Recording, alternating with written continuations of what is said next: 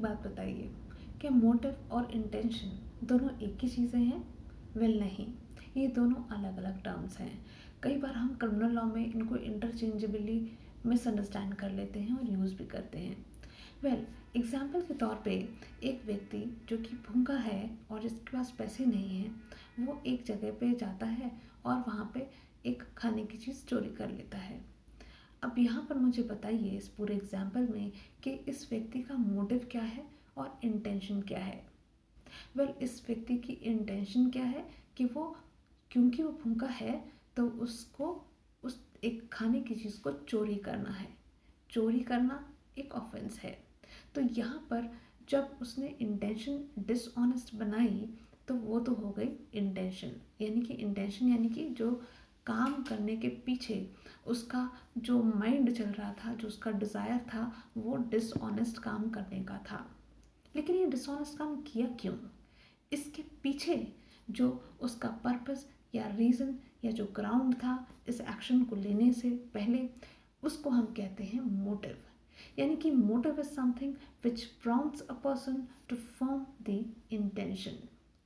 जो दूसरा point of difference आता है वो ये है कि मोटिव जो होता है वो जस्ट एक फीलिंग होती है जिसके ऑपरेट करने पर व्यक्ति अपनी एक विल बनाता है।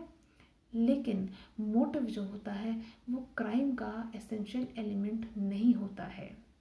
क्राइम के केसेस में जनरली 4 स्टेजेस होती हैं जो कि प्रोसिक्यूशन को प्रूव करनी होती हैं।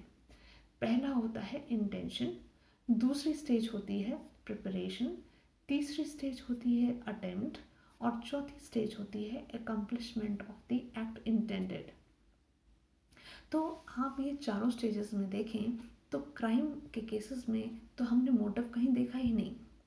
तो इसका मतलब ये हुआ कि मोटिव एक्चुअली क्राइम की स्टेजेस में ऑल दो एसेंशियल एलिमेंट तो नहीं है, लेकिन फिर भी अगर हम प्रैक्टिकली देखें तो प्रोसिक्यूशन अगर मोटिव नहीं प्रूव कर पाता है तो उस केस में प्रोसिक्यूशन के लिए ये भी डिफ़िकल्ट हो जाता है कि वो ये भी प्रूव कर पाए कि वो ऑफेंस हुआ ही क्यों है।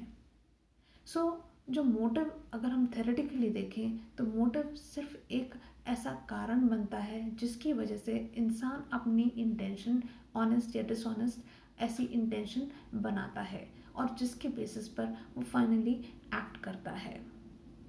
तो मोटिव, इससे कोई फ़र्क नहीं पड़ता कि वो अच्छा मोटिव है या ख़राब मोटिव है। अगर कोई भी एक्ट क्राइम की कैटेगरी में फॉल करता है तो मोटिव अच्छा हो या बुरा हो वो क्राइम की ही कैटेगरी में फॉल करेगा। ऐसा इंटेंशन के केस में नहीं है। यानी कि अगर एक व्यक्ति की इंटेंशन सही थी तो उस केस में अगर प्रोसिक्यूशन उसकी इंटेंशन को प्रूव, यानी कि उसकी जो मेलिफाइड इंटेंशन है, उसकी जो डिसऑनेस्ट इंटेंशन है, अगर ये सब चीज़ें प्रूव नहीं कर पाता है तो उस केस में प्रोसिक्यूशन एक्यूज्ड की गिल्ट को भी प्रूव नहीं कर सकता है। तो आपने देखा कि मोटिव और इंटेंशन में अंतर है और इन दोनों के अंतर को एज अ लॉ स्टूडेंट समझना हमारे लिए काफ़ी इम्पॉर्टेंट है। Thank you so much for watching this video.